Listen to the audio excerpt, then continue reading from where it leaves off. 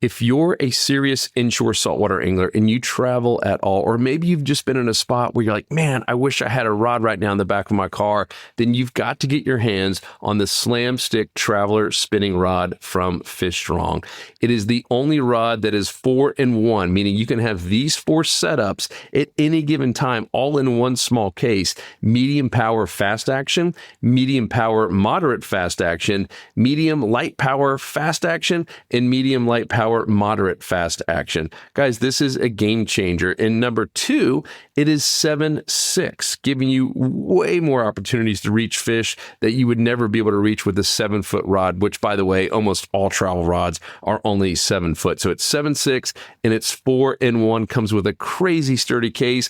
Luke and I have flown with this multiple times. It is so easy to travel with. You can put it in the back of a small car. Heck, you can put the shoulder strap on a motorcycle and go fish anywhere. You can only get it at fishstrong.com. And if you're an insider member, you save a ton of money. Go find out right now why it's got almost a perfect 5-star review across the board at fishstrong.com. And here's the podcast. It's fishing, it's in my soul. Welcome to the Salt Strong Podcast, disrupting fishing entertainment as you know it. Prepare to laugh. Prepare to get to know fishing legends in a whole new and unfiltered way. And on occasion, you might even learn a thing or two about fishing. Here's your host, Joe Simons. Like diamonds. If you're using split-tailed jerk shads for inshore saltwater fishing, then you've got to check out these. The Tweaker. Tweakers be tweaking. Everybody, Joe Simons, like diamonds. And Luke Simons. Like diamonds, Tweaker. So last week, we did a really fun podcast that got a ton of engagement. People like, do more of these. These are great. And we were ranking the best and the worst lures for catching inshore saltwater fish in the winter. And we had a ranking or grading just like you would in school, from an A down to an F. And it got caught short. I didn't really have to go talk to my boss. I was invited to be on a kind of an executive board team to help some stuff on Sportsman's Guide. So for those of you that said, oh man, it stinks that Joe had his boss riding him, that was really just tongue in cheek, a little bit of a joke. But we forgot one thing. We forgot to talk about the Tweaker for the winter. And I think, Luke, you were kind of saving it to the very end. And so we were talking offline. We're like, one, we need to talk about the Tweaker. But two, there's been a lot of people who have now run out of the old school split-tailed jerk shad, like the Alabama Leprechaun, which was one of our OGs. And we did that for a reason, because we try not to have redundancy in our store. That's why our store is very simple. We try to just give you the stuff that is tested to be best. And so we want to cover that as well in this podcast on why this has replaced the split-tailed jerk shad and why you should be using this if you like those kind of split-tailed jerk shad lures. So, Luke, where do we begin? So we always like to reward people who watch our full videos. So I was saving the Tweaker for the end because this thing, it looks simple, but when rigged properly, number one, and retrieved properly, number two, it dominates. It is a shockingly good, and it's we're talking about the winter time, and yes, it's very good for winter. We're filming this now a little bit prior to winter, and it's already very good. My last few trips, I've actually been using a unique rig called the Sidekick rig, where I have two of them, and they're literally rigged so they're on their own little separate little leader, and they literally run side by side. And because that's the best way I found to do color experiments, to see which color do the fish prefer. Nothing is more fair than having both colors right next to one another on the same exact retrieve, tempo, and speed. This is the most fair test. And number one, it's fun, and it's shockingly effective. I've been catching slot snook doing this, giant trout. I've been all over it, plus nice reds too. They're all hitting it. And so I'll talk about some of the color findings later. But as far as just a lure in general, this style, let me just pull the two styles next to each other. So the new style is what I call the Tweaker, my favorite jerk shad. It's just simple. It's a straight, very pointed. It's aerodynamic compared to the old school method of a jerk shad where you have that big old split tail. They're usually more flimsy. It works. I'm talking about the old style. It still works, but it just doesn't cast as far because this flimsy little tail. When you cast, the tail is leading, and you have just this tail flopping in the wind.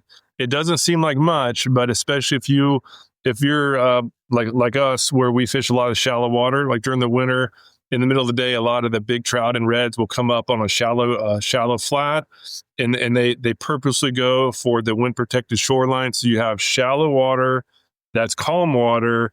That means spooky fish. And so the best way to not spook them is to have a very light land in the water. And the way to do that. And something you can cast a country mile, like being back further away from them. Yeah. So given that we can't use big weights for casting distance, we have to use the weight of the lure and the dimensions of the lure for casting distance. And so I've actually been using a weightless hook. So the big trout and reds have been super shallow, and I've been fishing Tampa Bay, which is arguably the most pressured water, like anywhere maybe in the country for redfish and trout territory. Those fish are crazy spooky. And once I switched to this, I'm now catching, every day I've caught at least one trout over 20 inches. Usually it's multiple. And the big redfish are hitting it too. Upper slot reds are hitting like in 10 to 12 inches of water. And they're up there in the grass feeding on, on shrimp and mullet, whatever they can find. And this simple looking setup is, again, as long as it's rigged properly, number one, and then retrieved properly, number two, is extremely good.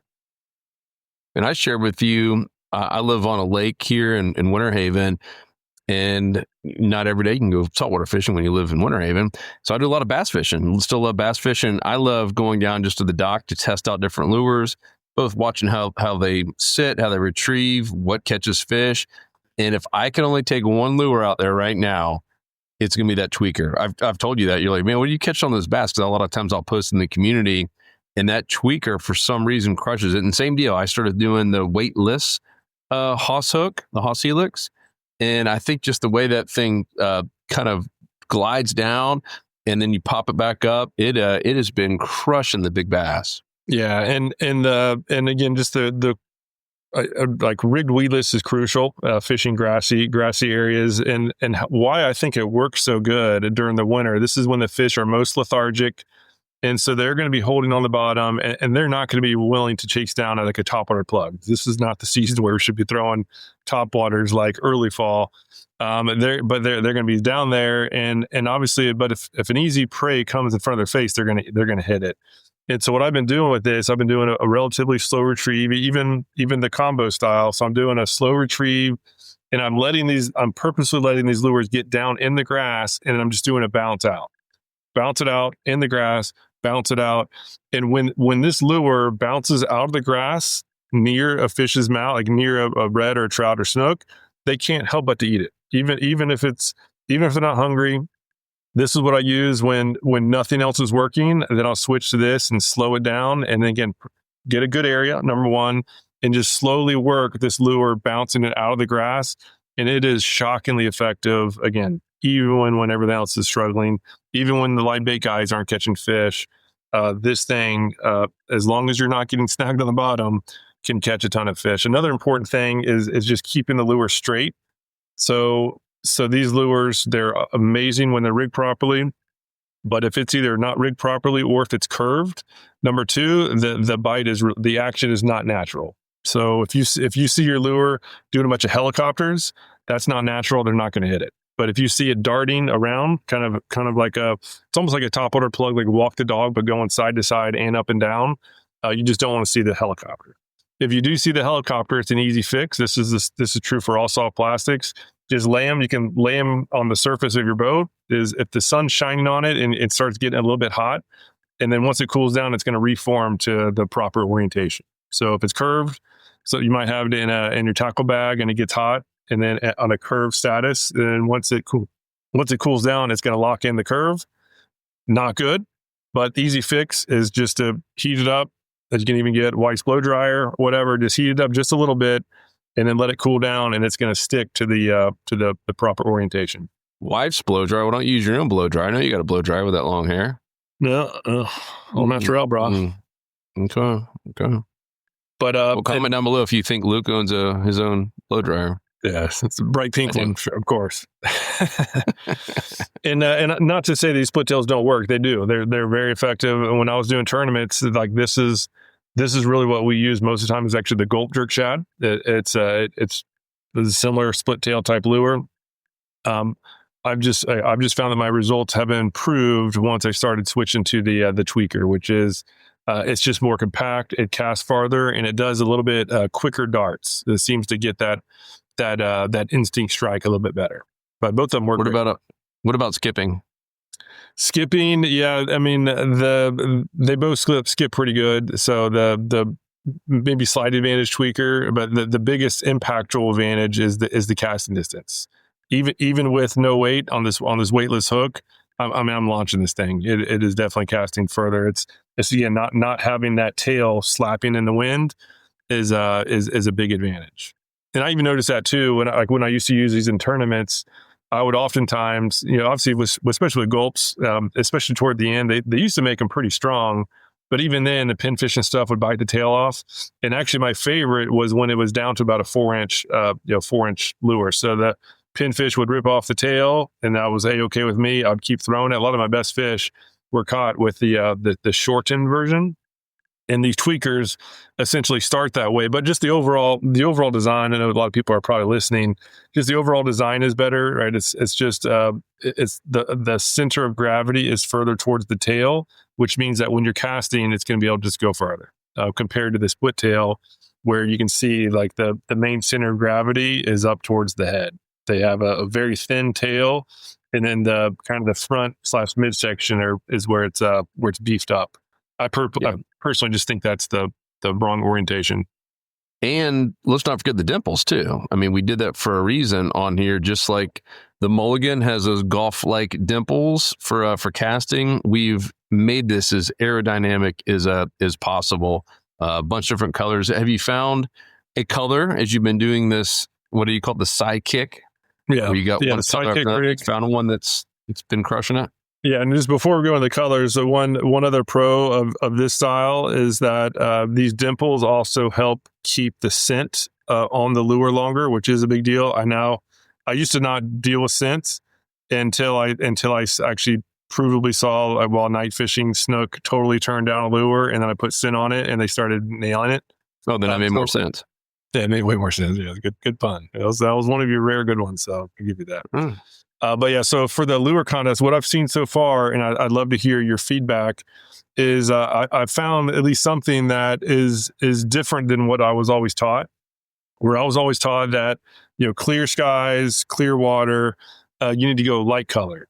And what I found is that doing these two colors here, basically light versus dark. The light one is represented by the Slam Shady, which is basically it's like a pearlish white core, and then it has some silver and gold like small little flakes to help it just stick out a little bit. And then the dark one is Turd Ferguson, which is brown with little gold flakes, and funny name. It's funny name. But what I found is that especially when the sun is up and the skies are clear, this darker one has a big advantage. For whatever reason, they're just flat out hit it more. I'm catching more fish and bigger fish on the Turd Ferguson compared to the Slam Shady. But early in the morning, right before the sun has gone up, then the Slam Shady, the lighter one, seems to catch the most fish. So when I've done these tests early in the morning, almost always the light color is winning until the sun is up, like high enough where I'm actually starting to cast a shadow. And then the darker one will eventually even out, and then it'll eventually win because I'm usually fishing more daylight hour than pre-light hours. So, but in all cases, they both work. So it still always comes down to putting yourself in a good spot, which is why that's always our focus at Salt Strong for members. We've developed the app. We develop our lessons on finding the 90-10 zones, because if you can just do that, you're going to be catching more fish. Wait, you guys have an app too? Yeah, we have an app too, Joe. What's it called? Yeah, it's called Smart Fishing Spots, and it is. I'll talk about it more. No, I really did. I'm talking to a member, so someone who's paying to be in our club. This is in the past 35 days. And not knocking him, obviously, we still got to talk about our stuff over and over again, be repeaters. But one of his complaints, if he was a huge complaint, was like, it'd be really nice if you got an app for that smart fishing spots thing. The thing I'll use on my desktop. I was like, brother, we've had an app for a year. And he's like mind blown. He's like, what? So yes, we do have an app. If you're still using the desktop's great for pre-trip planning. Really, really good if you're in front of your computer. But a lot of us aren't in front of our computers or our laptops or our tablets and want to have it on the phone. It is an actual app in the App Store, free to all Insider members. That's the only way to get it. So yes, the Smart Fishing Spots app is amazing. Some new changes, some new updates happening.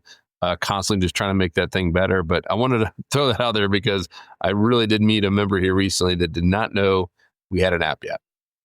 Yeah, yeah, that is surprising, but that happens. So another thing on the color too, when it's murky water, that seems to flip flop. So I haven't done as many tests lately in murky water. Lately, I've been fishing a lot of clear water areas.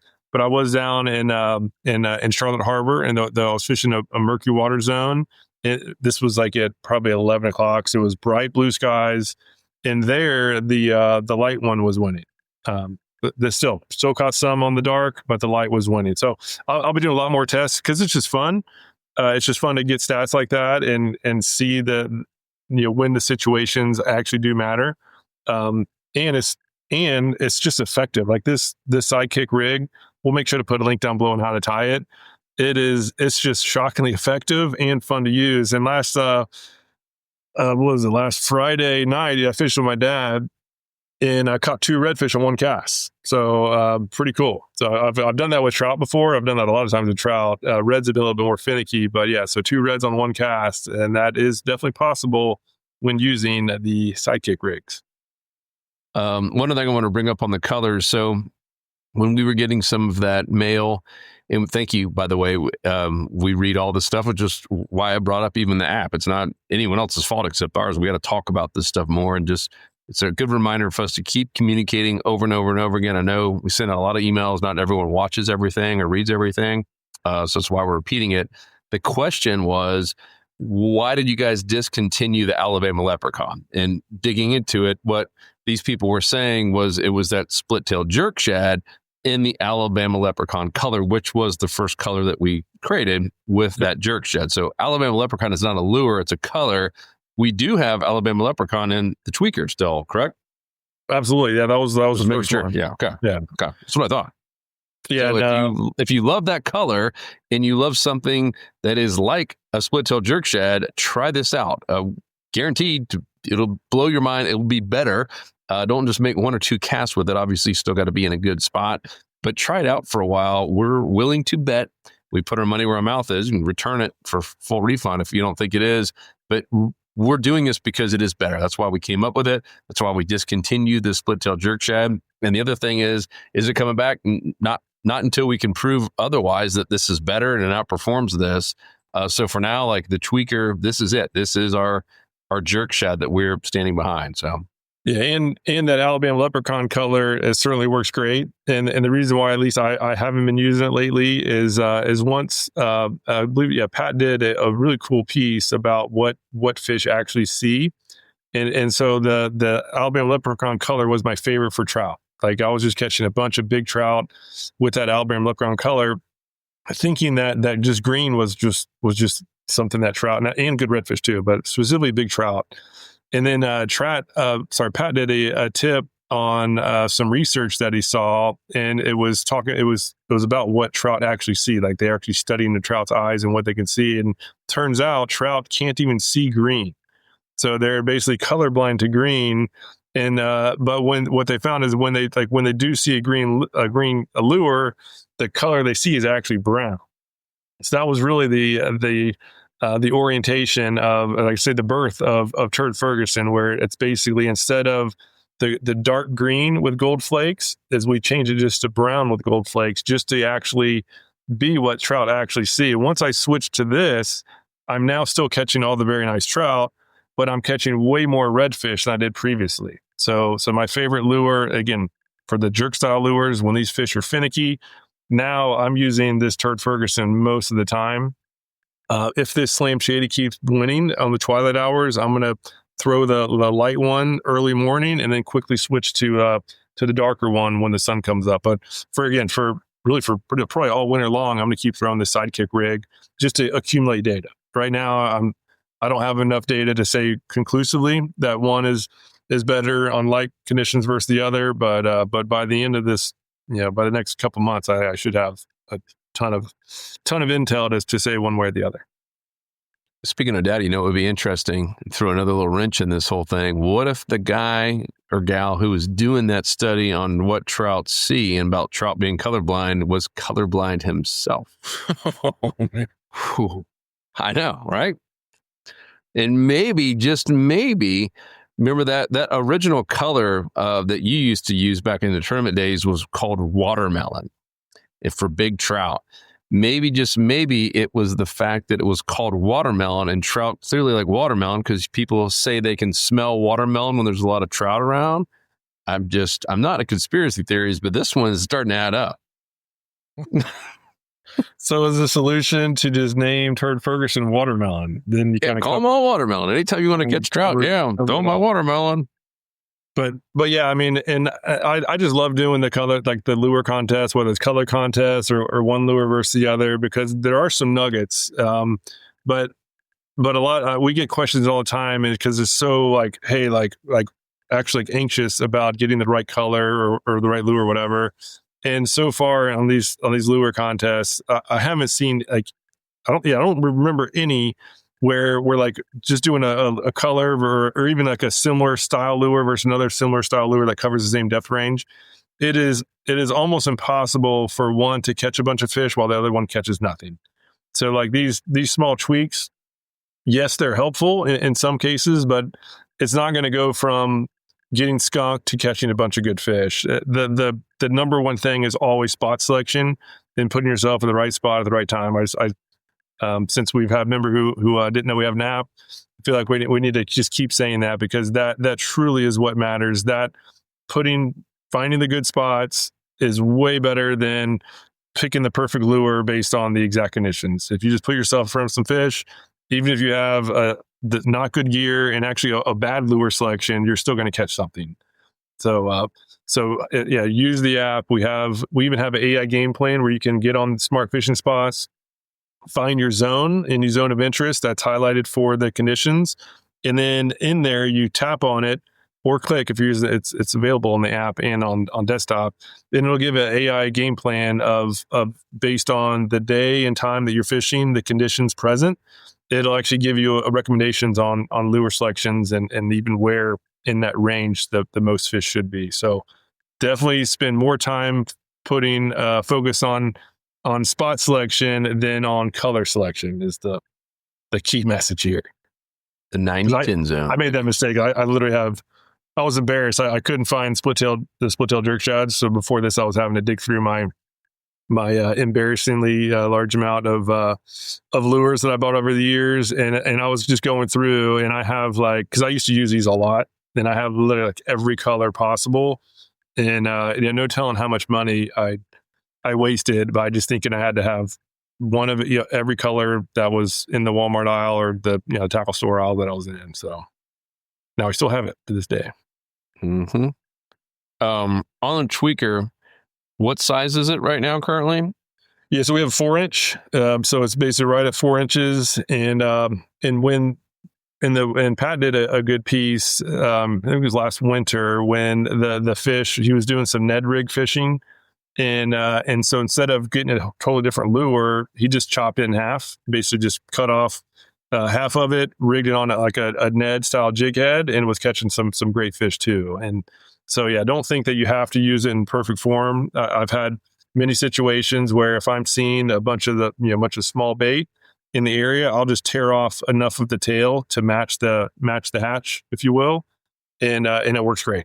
Right. Just the key is to have just a nice looking lure that has good darting action, like natural darting action off of the bottom, looking like it's some sort of shrimp or bait fish that is just being spooked off. And as I said before, even if the trout or red or snook or flounder, even if they're not hungry, they can't help but just go after and get an easy meal. When they see a little, 4 or even, half of it, like a 2-inch little prey, get scared. Like that's just predator instinct is to pounce on it. So I wish I used this more often, whereas before I was using like paddle tails in the winter and it was just kind of retrieving too fast. I was buzzing over the top of them. I needed to get right there in their face and go slow. One reason I was asking, because it has come up, and this would be a personal request of mine, instead of having to cut or rip something that you paid money for, why don't we come up with a smaller one? I'd love to see one half the size, or like almost like a little Ned rig where it's just a smaller little tweaker. I think it'd crush it. If it proves to be better, I would argue that you could literally cut it in half, boom, and now you got 2 of them, 2 nets.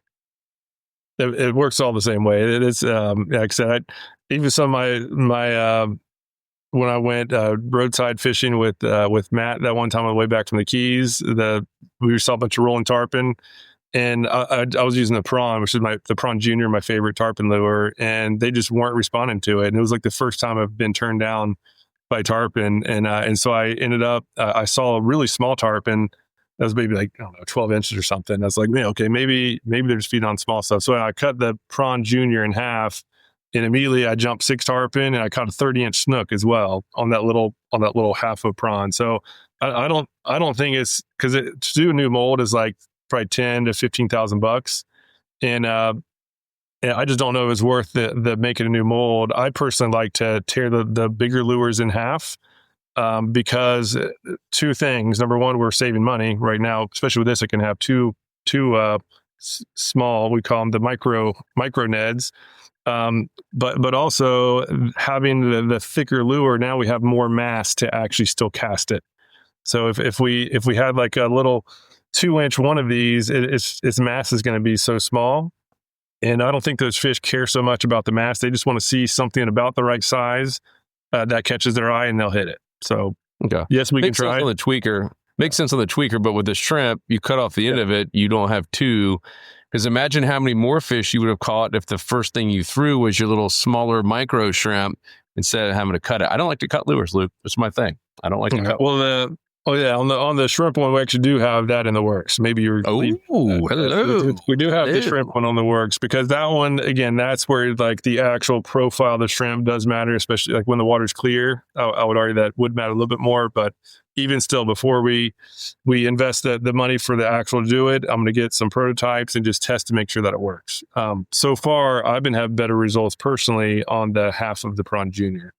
I know it won't sell. Like the idea won't sell good because it doesn't look normal to the human, but the fish don't seem to care, and I can cast much farther with the half of a prawn junior than a full little micro prawns of the micro prawns that I've used so far. Ours is going to be a little bit different to help. Yeah, like beef the thing up. Have it be like a big bulky micro prawn. It's I want that tail. I want to see that tail, man. We're fishermen. We want to see that thing. I don't want to be buying full price lures and cutting them just to shrink them. I don't care about your 10 or 15K mold.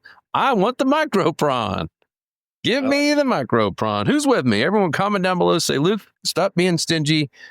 Get the 15K mold. We want the micro prawn. Seriously, I don't want to buy prawns at full price and cut them. Too frugal. Tweaker, I get. That's a boga. I can make 2 out of it. I get that now. All right. Same with the prawn. Oh, no. Now you're just stuck with the tail. All right, now we got a contest. We got to do a podcast in the winter. I'm going to use half of prawns, and there are some micro, like who is he? Z-Man's got a little small shrimp, so we can. No, I'm going to use our micro prawn. I'm going to use ours that are cut like the best that we're making them. How about this? We'll cut the prawn junior, whatever prawn you want, in half, and I get to pick which side I want first. You get to cut. Remember, like old school. Yeah. Mom will be like, "All right, well, I got one cookie. Whoever breaks it in half, the other person gets to pick the side first." I'm like, "All right, you cut. I'll pick the side first." Now you're on the old stinky tail. You're not going to catch squat. You don't think the tail will work, or you think the tail's going to be it? No, I'm to your point. I want the beefy. I want the top part. I'm just going to give you a little end of a tail, and you're going to have nothing. You just produce so it out with throw it out with a circle hook and pray that it's going to catch something. No, I prove your point. You're wasting plastic, Lukey. Yeah. So what yeah, else we need to know about? What's up? I was gonna say, yeah, definitely some smaller prawns in the works. But just like everything, we put everything through a bunch of testing before we actually do anything with it. So it'll be like mid to late next year, if it even passes the testing. But it is in the works for the prawns. Boo! Speed it up. All right. What else on the tweakers, the old Polk County tweakers? We got them in many sizes. You can get them at fishstrong.com. We talked a lot about rigging them on, some sort of like a Haas Helix, like a weedless hook. But I mean, jig heads too. I know, like even Waiter Dave, who at first was like, you're not going to get me to stop using the Mirror Lure Little John because it's kind of a similar. And now he talks about the Polk County tweakers. So talk about some other ways to rig them.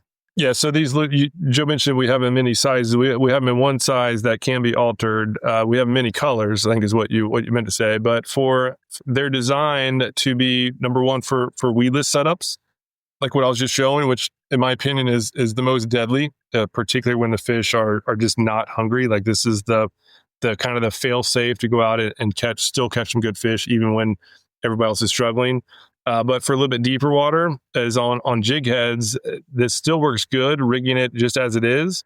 But what I personally do and what I recommend is to tear off the first quarter of an inch so that it has more of a flat face to pair up to jig heads, and that gives the jig head a little bit more beef to hold on to. You just be able to catch more fish per lure, and when you do that, and so again, just chop off the first quarter inch, and now you've technically got like a Little John. If you're familiar with those are great on jig heads.